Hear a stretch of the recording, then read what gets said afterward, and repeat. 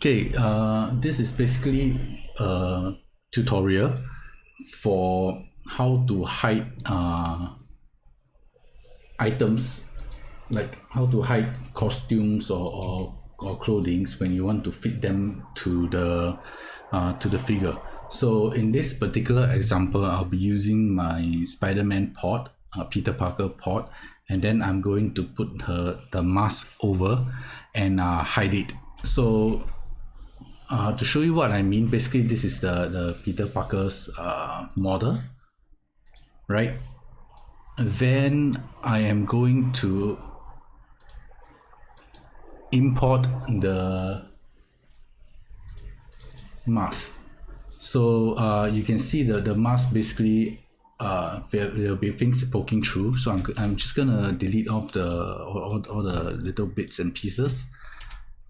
Okay, so you will see that there is the ears are sticking out and some parts of the head is exposed.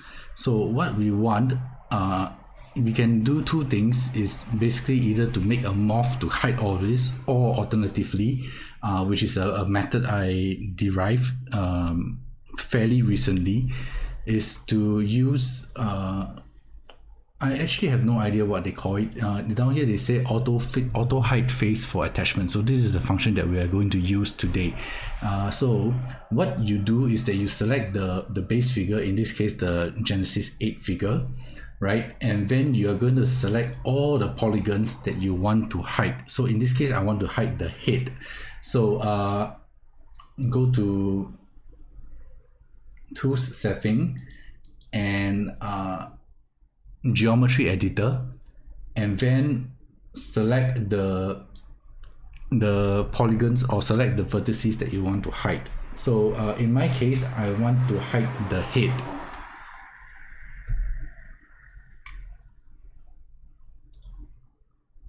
Okay, so you see the part in red is basically the items that is going to be hidden.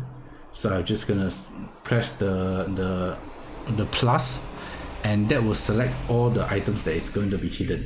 Then I will go to the surface and include all the eyes and stuff like that, the eyes, eye moisture and things like that, all the eye parts and the teeth, and yeah, that's basically the mouth. Okay, so this will be everything that will be hidden. Okay, then next you will want to do this beforehand. I forgot about it, sorry. You need to transfer utility to the base figure first. So in this case I will reverse shape and transfer.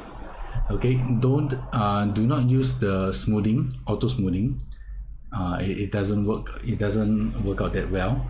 Okay, so next I will put in a morph of the original figure again, so that I can have this shape back properly. And now it is actually parented to the head, so you can actually move it around. Okay, then what you want to do is go to the geometry selection tool and the tools selection,